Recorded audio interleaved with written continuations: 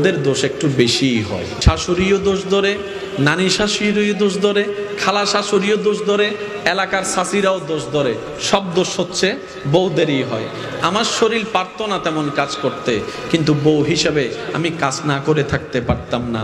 আরাম করতে পারি নাই দুপুরে, ভালো করে ঘুমাতে পারি নাই রাতে, কিন্তু সকালে কিন্তু ভোরবেলা আমাকেই উঠতে হয়েছে নাস্তা বানানোর জন্য। কথা বলেন ঠিক কিনা? আমি মাটা শুধু তোকে আশা, তোকে দেখার স্বপ্নটা অন্তরে লালন করে আমি হাজার রকমের কষ্টকে আপন করে নিয়েছি। একদম যাইতে যাইতে এমন পর্যন্ত হয়েছে ভালো জিনিসও খারাপ লাগা শুরু হয়েছে, মেজাজ খিটমিট লাগা শুরু হয়েছে। এরকম মাস যেতে যেতে যখন আমার পেট বেড়ে গিয়েছে, আমি ভালো করে বসতে পারি নাই, শুইতে পারি নাই, বাথরুমে যেতে পারি নাই, গোসল করতে পারি নাই। আমি কষ্টগুলা সয়ে নিয়েছি শুধু তোকে এক নজর দেখার জন্য, তোকে এক নজর দেখার জন্য। সুবহান আল্লাহ। শুধু সন্তানরা তোকে এক নজর দেখার জন্য। লাস্ট টাইমে কি হয়েছে জানিস? যখন এমন পর্যায়ে হয়েছে ডেলিভারি অবস্থায় আমার শরীরে এমন পেইন, এমন ব্যথা উঠেছে, মনে হচ্ছে আমার শরীরের প্রত্যেকটা হাড্ডিগুলা চূর্ণ বিচূর্ণ হয়ে যাচ্ছে। আমাকে ডাক্তারে বকা দিচ্ছে, আমাকে সবাই বকা দিচ্ছে শুধু প্রেশার দেওয়ার জন্য নর্মাল ডেলিভারি করতে গিয়ে। আমি সে ব্যথা সহ্য করেছি, আমি শুধু তোকে দেখবো সেই আশায় বেঁচে থাকার স্বপ্ন দেখা শুরু করলাম, বেঁচে থাকার স্বপ্ন দেখা শুরু করলাম।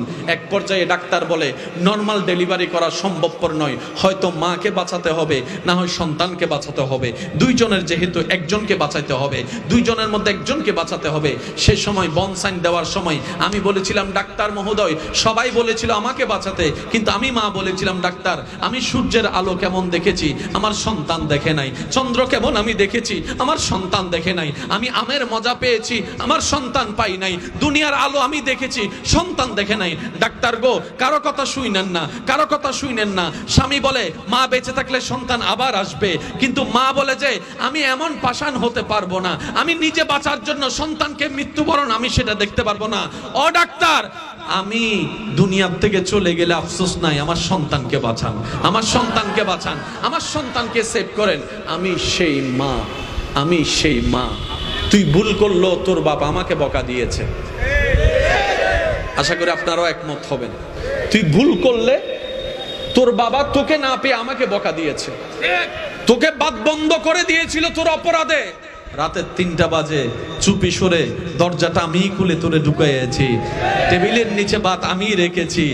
তোর বাবার তালাক শব্দ শোনার জন্য পর্যন্ত আমি রিস্ক নিয়েছি সন্তান রে, শুধু তোর জন্য। কেন? আমি পেটে লালন করেছি, আমি পেটে বড় করেছি, আমি পেটে লালন করেছি। রব্বুল আলামিন বলে, ও দুনিয়াবাসী, একজন মা 9 মাস লালন পালন করার জন্য যদি, পেটে রাখার জন্য যদি এতটুক তোকে মায়া করে, আমি রব তো তোকে নিজে বানিয়েছি, তোকে সাজিয়েছি, আমি আল্লাহ তো তোকে বানিয়েছি। ও বান্দারে, 1000 মায়ের চাইতে বেশি আমি আল্লাহ আমার বান্দাকে ভালোবাসি। আরেকটু মন খুলে বলি সুবহানাল্লাহ। গোলাপ নীলম গাদা নীলম, নীলম রজনী গন্ধা, মনের সুখে মালা গাতিলাম সকালে থেকে সন্ধ্যা। একেবারে দেখা দাও যদি ও গো কামলিওয়ালা, একেবারে দেখা ও গো কামলিওয়ালা, হাসি মুখে পড়াবো তোমায় হাজার ফুলের মালা, বলি সবাই ইয়া রাসূলুল্লাহ।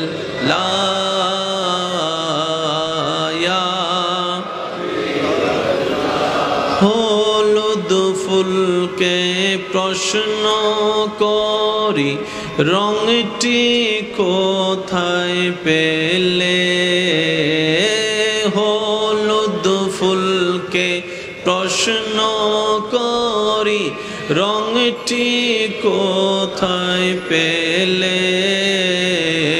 নূর নবীজির নূরানি ত্বকের কথা বলে, তাই সেই ফুলকে বাগান থেকে তুলে গাতলাম মালা, সুযোগ পেলে পড়াবো তোমায় হাজার ফুলের মালা। ইয়া রাসূলুল্লাহ, ইয়া, শেষবারের মতো সকলে একই আওয়াজে গোলাপ নীলাম গাদা, নীলাম রজনীগন্ধা, মনের সুখে মালা গাতিলাম সকাল থেকে সন্ধ্যা। একবার দেখা দাও যদি ও গো কামলিওয়ালা,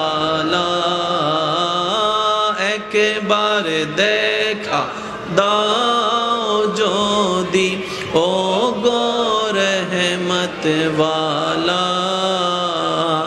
হাসি মুখে পড়াবো তোমায় হাজার ফুলের।